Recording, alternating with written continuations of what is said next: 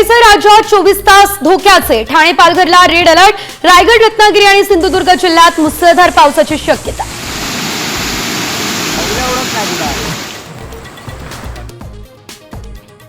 रायगडमध्ये आंबा आणि कुंडलिका नद्या धोक्याच्या पातळीवर। सावित्री, पाताळ, उल्हास नदीच्या पाणी पातळीत वाढ।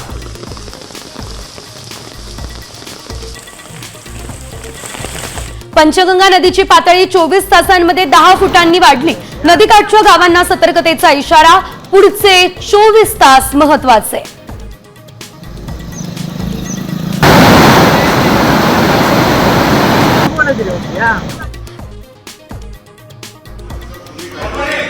अमरावतीमध्ये संपूर्ण रात्र वीज पुरवठा बंद। तरुणांचा चढला पारा।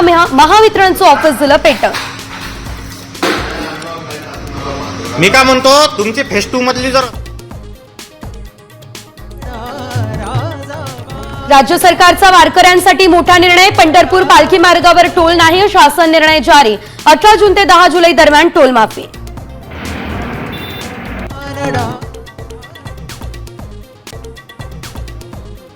तुकोबारायांच्या पालखीचं उद्या प्रस्थान। देहूनगरी भाविकांच्या स्वागतासाठी सज्ज।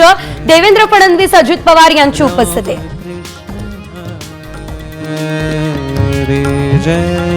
मान्सूनपूर्व पावसामुळे पालेभाज्यांचं नुकसान। आवक घटल्यानं दरात वाढ। सामान्यांना फटका।